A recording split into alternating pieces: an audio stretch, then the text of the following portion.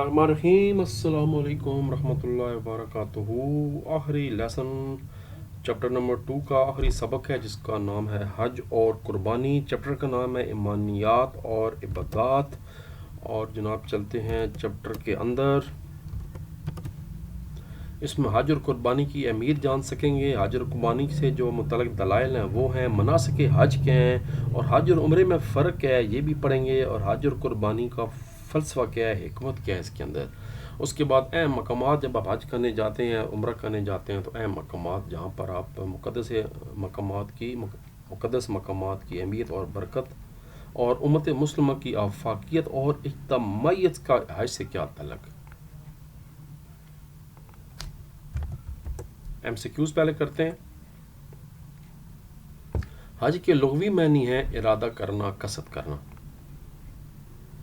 नबी करीम सल्लल्लाहु अलैहि वसल्लम ने खुतबा हज्जतुल विदा का इरशाद फरमाया, सन 10 हिजरी को इरशाद फरमाया। हज जो है वो सन 9 हिजरी को फ़र्ज़ हो गया था, मगर आप सल्लम ने जो अगले साल जो है खुद हज फरमाया था। हज का रुकन आज़म जो है वो वफ़ूक़ अरफ़ा कहते हैं, यानी अरफ़ात के मैदान में जो आप वहाँ पर क़याम करते हैं और दिन को मस्जिद नमरा में जो खुतबा होता है उसको सुना जाता है। ये हज का रुकन आज़म है। हज मुसलमानों को तैयार करता है एक मिलत बनकर रहने के लिए। हज के दौरान मैदान अरफ़ात में मुसलमानों के इज्तिमा से सबसे अहम सबक मिलता है कि सारी दुनिया के मुसलमान उम्मत वाहिद की तरह हैं। वहाँ पर रंगो नस्ल, ज़ात पात, डिफरेंट कौमें, वहाँ पर से कोई कंसेप्ट नहीं है। वहाँ पर हर दुनिया से, हर मुल्क से लोग आए होते हैं वहाँ पर, और सब बराबर हैं, सब ने एक जैसा अहराम बांधा होता है। मंदरजा झैल सवालात के मुख्तसर जवाबात तहरीर करें। कुरान के हवाले से हज की अहमियत बयान करें। Page number 49। बड़ी मशहूर आलम आयत है सूरह आल इमरान की, नंबर 97, वलिल्लाहि अलन्नास हिज्जुल बैत मन इस्तता इलैहि सबीला। यानी ये अलफ है, इलैहि सबीला वमन कफर फइन्नल्लाह गनिय्युन अनिल आलमीन। और अल्लाह तबारक व तआला के लिए लोगों पर इसके घर का हज करना फ़र्ज़ है, जो कोई भी इसकी तरफ जाने की इस्तिताअत रखता हो, और जिसने कुफ्र किया बेशक अल्लाह जहान वालों से बेनियाज। यहाँ तक इसका जवाब है।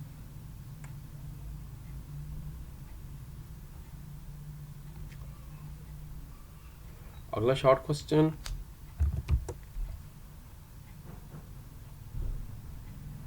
अहदीस मुबारक में हज की फजीलत किस तरह बयान हुई है। देखें, अहदीस कहा कि हदीस नहीं, अहदीस यानी दो हैं, दो ही हैं तो दोनों की दोनों करें। एक ये हदीस कर लें कि सुनन नसाई में हदीस मुबारक है कि जो कोई अल्लाह तबारक व तआला के लिए हज करता है वो दौरान हज फिस्क और फजूर से पाक रहता है। वो गुनाहों से इस तरह पाक होकर लौटता है जैसे इसकी माँ ने इसे आज ही जन्म दिया। सुभान अल्लाह। दूसरी हदीस मुबारक है मिशकात शरीफ में कि जिस साहब इस्तिताअत शख्स को ना कोई ज़ारी ज़रूरत हज से रोक रही हो, ना कोई जालिम बादशाह इसकी राह में हायल हो, ना कोई रोकने वाली बीमारी हो, और फिर वो हज किए बगैर मर जाए, तो चाहे वो यहूदी हो के मर या नसरानी, अस्तगफिरुल्लाह रब्बी मिन कुल्लि ज़म्बिन मतूब अलैह, यानी हज इस्तिताअत है और फिर भी उसने नहीं किया, तो वो बहुत ही ख़तरनाक जो है खौफनाक सूरत हाल में वफ़ात पाए।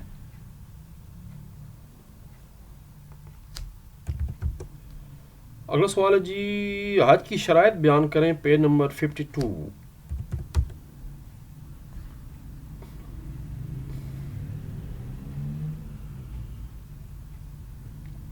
शराइत किधर गई, शराइत किधर गई,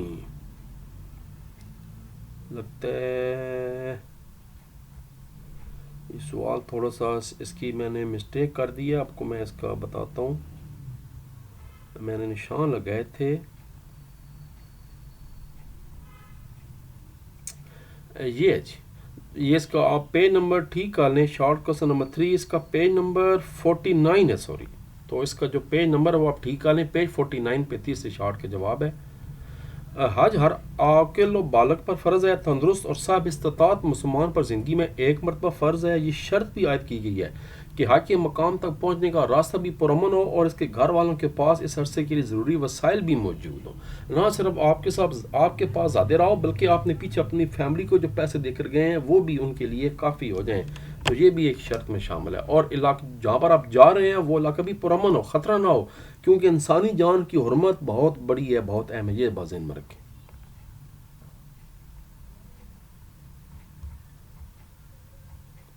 اگلا شارٹ کوسچن نمبر 4 ہے، تو یہ پھر پیج نمبر 49 ہے، اس کو کائنڈلی ٹھیک کر لیں، اس کا پیج نمبر 49 ہے، اچھا نہیں لکھا جا رہا کیونکہ ماؤس ہے میرے پاس. یہ حج سے مسلمانوں کی وحدت کا مقصد کیسے حاصل ہوتا ہے، پیج نمبر 49.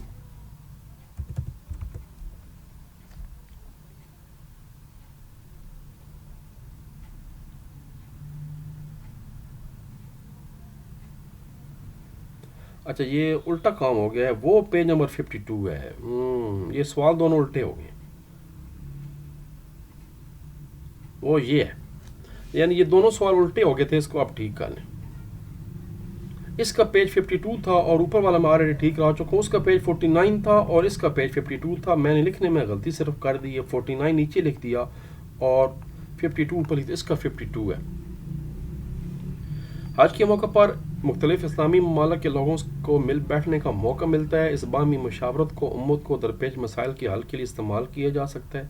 حج دنیا بھر میں مسلمانوں کے لیے اتحاد اور یگانگت کی علامت ہے. دنیا کے کونے کونے سے مختلف رنگوں، زبانوں اور نسلوں کے افراد مل جل کر رہتے سمرس کی حج ادا کرتے ہیں اور مسلمانوں کو احساس ہوتا ہے کہ ہم ایک ہی ملت ہیں اور ایک ہی مسلم امت کا لازمی حصہ ہے. اب ٹھیک ہو گیا جی. اگلا شارٹ کوسچن، حج اور عمرے میں فرق بیان کریں، پیج 51. اللہ کر یہ ٹھیک نشان لگا، صحیح نشان لگا. یہ تو SQ5.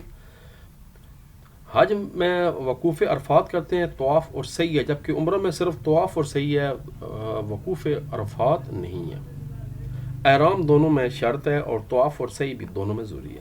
حج کے لیے ایک مخصوص وقت معین ہے لیکن عمرہ کے لیے کوئی وقت نہیں ہے سوائے حج کے جو 5 دن ہے، یعنی یوم عرفہ اور اس کے بعد کے 4 دن. ان 5 دنوں میں عمرہ ممنوع ہے. حج صاحب استطاعت میں زندگی میں ایک مرتبہ فرض ہے مگر عمرہ فرض نہیں ہے، بلکہ صاحب استطاعت چاہے تو جتنا مرضی ہے ادا کر سکتے ہیں. اب آگے جی لانگ سوال، اور لانگ سوال نمبر 1 ہے، حج کے معنی اور مفہوم اور مقاصد بیان کریں، 48 and 49. 3 چیزیں پوچھی گئی ہیں. حج ارکان اسلام کا 5واں اہم رکن ہے. اس کی فرضیت قرآن مجید میں واضح طور پر آیا ہے. حج کی لغوی معنی کسی کام کی انجام دہی کا قصد کرنا یا ارادہ کرنا. اسلامی شریعت میں سے مراد یہ ہے کہ ذی الحج کے مقررہ ایام میں اللہ تعالیٰ کے گھر کی زیارت کرنا اور جو مقررہ مناسک ہیں ان کو وقت پر اور صحیح طریقے سے ادا کرنا، یعنی منا، عرفات، مزدلفہ. حج کے ایام جو ہے وداع ذی الحج کو جو ہے وہ جانوروں کی قربانی کی جاتی ہے، حضرت ابراہیم علیہ السلام کی سنت کی پیروی کرتے ہوئے. پھر حج کی اہمیت بتانی ہے. جامع عبادت ہے، جسمانی عبادت بھی ہے، یہ مالی عبادت بھی ہے. یہ تمام عبادتوں کا سمجھیں کہ ایک مکسچر ہو گیا اور یہاں تک اس کا بے نیاز ہے، یہاں پر آ کے اس کا جواب ختم ہو رہا ہے، یہاں پر ختم ہو رہا ہے جی. ناراضگی کا مستحق ہے، یہاں پر ختم ہو رہا ہے. اس میں حدیثیں بھی دینی ہیں، یعنی پیج 48 اور 49. کوسچن نمبر 2 لانگ سوال ہے، مناسک حج تفصیل سے بیان کریں اور حج کس طرح ایک عالمگیر برادری بننے میں مدد کرتا ہے. یہ سوال بہت لمبا ہے، میرا تو صاحب میں تو یہ سوال علیحدہ علیحدہ ہونے چاہیے تھے، لیکن ٹھیک ہے، تو ضروری نہیں کہ اکٹھا آئے، علیحدہ بھی آ سکتا ہے. مناسک حج علیحدہ بھی آ سکتے ہیں اور عالمگیر برادری علیحدہ بھی آ سکتا ہے. یہ پہلے تو آگے مناسک حج 8 سے لے کر 13 ذوالحج ہر سال مکہ مکرمہ میں مناسک حج کی ادائیگی کی جاتی ہے. آپ صلی اللہ علیہ وسلم نے خود بھی حجۃ الوداع کے دوران حج کے تمام مناسک خود کر کے دکھائے تھے.